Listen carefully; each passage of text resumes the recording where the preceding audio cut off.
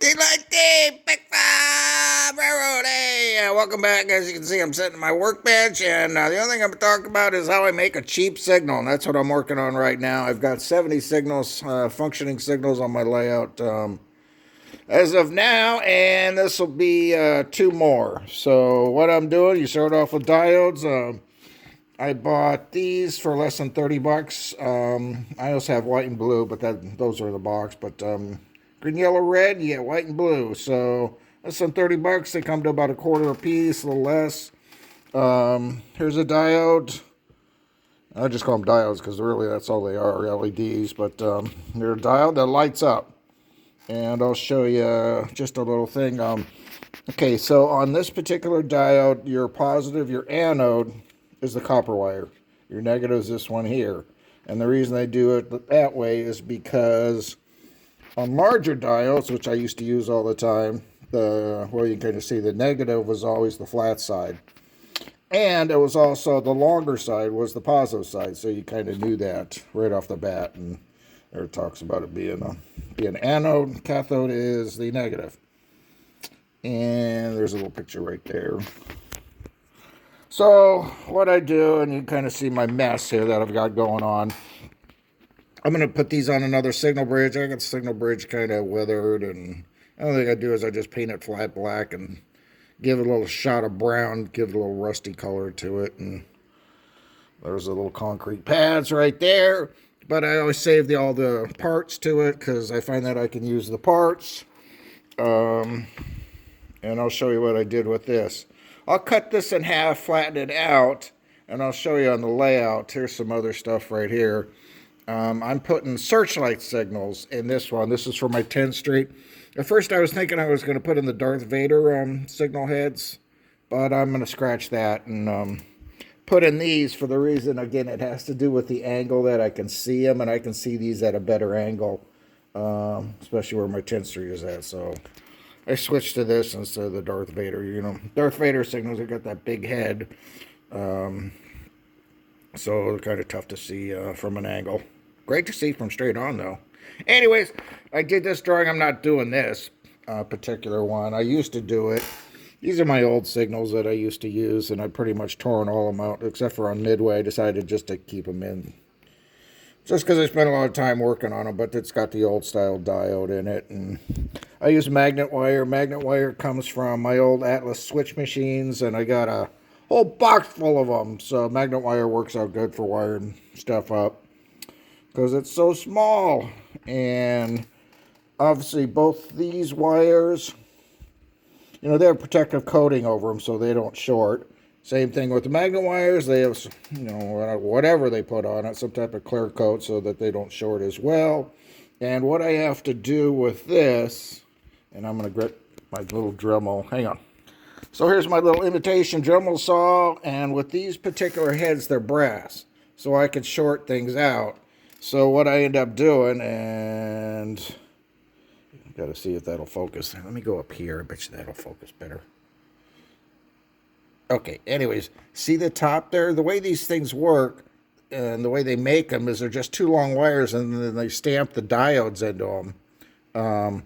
But unfortunately, the very tip of these things, and again, I know it's really hard to focus, the very tips of these things, that's exposed wire. So I end up grinding them down to the LED to kind of get rid of that, that exposed wire up on top. So just take my imitation Dremel saw and just very lightly shave it down just to the diode, to the top of the diode, just to get rid of that. Because like I said, I stuff them in there. I got red, yellow, green in here. They'll short out with that brass or short out with the other LEDs. So these are all pre-tested. As you can tell, I just painted the gold and the silver black.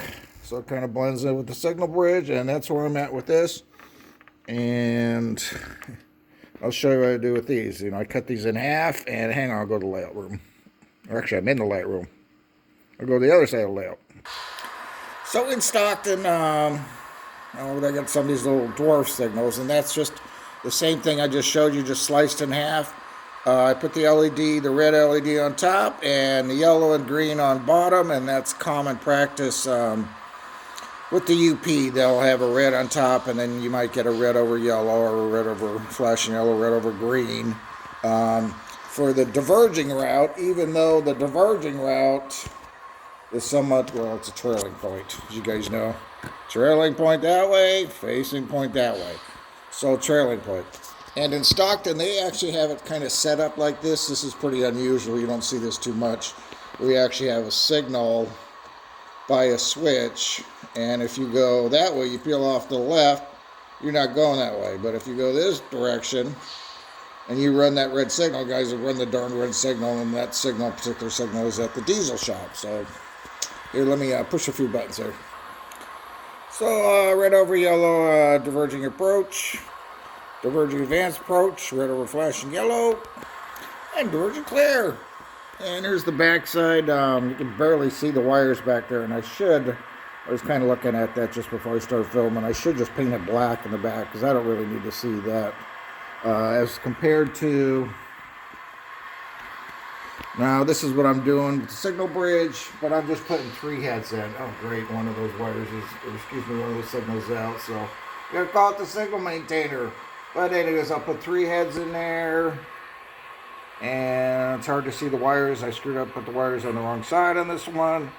But on my one that I'm doing, I'll put the wires on the right side. Make sure I don't screw that up. So this time. So all that to say, you know, signal bridge, oh, I don't know, 14, 15 bucks online. And you get a couple of these. And you get the little plastic inserts, which of course I don't use. I use the LEDs. But this, you know, only cost me, you know, 50 cents for the two LEDs, and I repurposed the signal bridge. So, oh, one other thing about signal bridges. Okay, so back in the old days, it's like the signals had to be on the engineer's side. So that's why you had all these darn signal bridges. So I kind of looked at, I put it over the right rail, you know, that signal head. Well, I just need one on this side, so there'll be one on this one.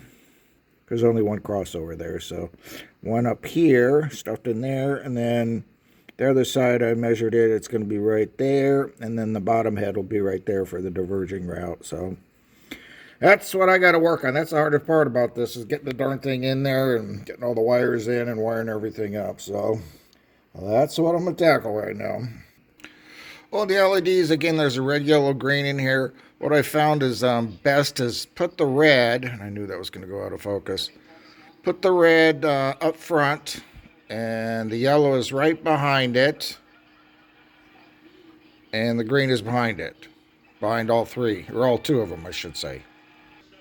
And the reason I do that is because the red seems to be the darkest, then you got the yellow, and the green is the brightest, and it shows right through, no problem.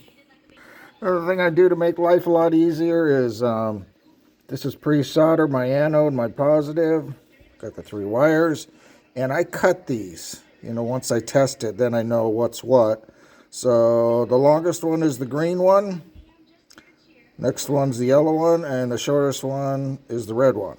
And 2 reasons I do that is because I can wire it up real easy and know what's what. And when I push these wires over here, they're not making contact with that or any of the others. So they're all different lengths. So 2 reasons behind that.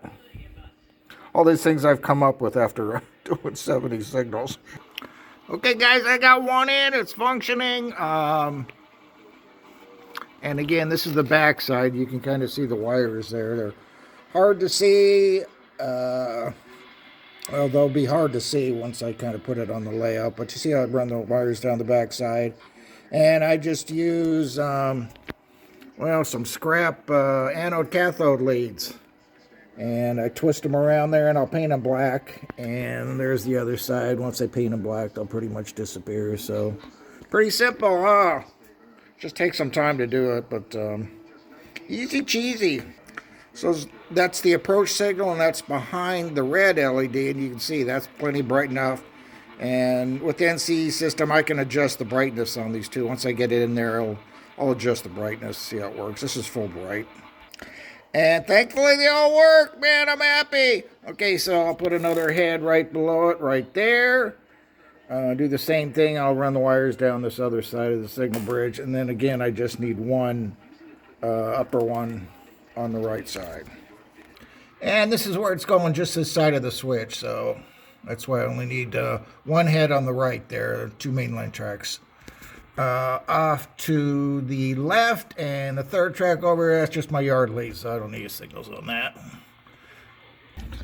These are kind of nice. You know, you do the same thing, inexpensive way to build a signal bridge. The nice thing about this, the wires are longer too, so you don't have to add, you don't have to use magnet wire to kind of wire everything up and solder everything up. So I've got a couple of these signal bridges just using these Darth Vader rods, but yeah, I got 2 packs of these left over for something. I don't know. Find a use for them. Okay, I got the bottom head in. I think I spent about an hour on that. I don't know why. It was just giving me problems. At first, it started off real easy, and all of a sudden, a couple wires popped off. But there it is right there. There's the wires in the back. And like I said, I'll paint those twist ties black, and it's looking good. The Fumbo was so bored, he fell asleep. Got divergent approach, red over yellow, and red over green. I got one more to do, and it's going to go right. I got to think about where it's going to go, right there, up on top. Man, I'm almost done with this project. I'm going to do this for about 5 hours, I think. Okay, guys, guess what? I got the third one in, third and last one. Took me another hour, so I got about 6 hours into this crazy thing. But you can see I've got the bases in there. And everything's functioning. I just checked it, so I'm good. I got the wires on the left side, so that's the backdrop side, so you won't be able to see them.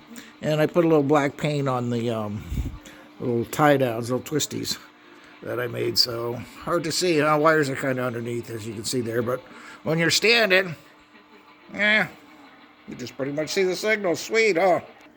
And there's my yellow approach signal. Fumble's not impressed. Okay, guys, there's my clear signal.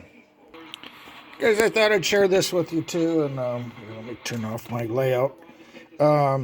This is an official technical diagram for the Western Pacific on how they install their crossbucks. And everything's got to be exact. So, in case you're kind of curious, from the ground level, well, first of all, the post is 12 feet long. 4 feet go into the ground. The other 8 feet go right up to the top right there. Now, these... the 1 track, or whatever it says, however many tracks, have to be 6 feet 9 inches to the base here. And it's got a little reason why. It's for pedestrians. And they do all this so they don't get sued. So everything's exact. All the measurements are exact. I'll kind of zoom in a little bit so you can see it if you're real curious. But hey, if you put in crossbucks, just make them 8 feet above the ground. And you'll be good. And you kind of get an idea of how the railroad crossing part of it goes. So, hey, by the way, Dave Stanley, if you're watching, Dave Stanley gave me a real one of these, and I've got it. I had to recondition it, repaint it, and repaint all the lettering and everything like that, but I still have it, buddy. And I know you shot me a comment. It was a number of months ago, and about 3 days later, I shot your comment back, but I never heard back from you, and I don't have your number anymore. And I know your YouTube channel, as far as I know, last time I checked, I wasn't able to leave comments on it. So, thanks for watching. Let me know. Hey, thought I'd share this with you guys. So, in the meantime, I'm taking a break. I'll put this in this afternoon, and the only thing I got to do is just hook up these 2 wires to the DCC, and I'm good, and I'm at 15 minutes. So, hey, if you guys watch the whole thing, thanks. I appreciate it. If you're not into signals, you probably don't watch it. So, in the meantime, I'm watching this hurricane stuff going on. But you guys take care, and appreciate all you guys, obviously my subscribers too, who put up with me. So, Dave like Dave, signing out.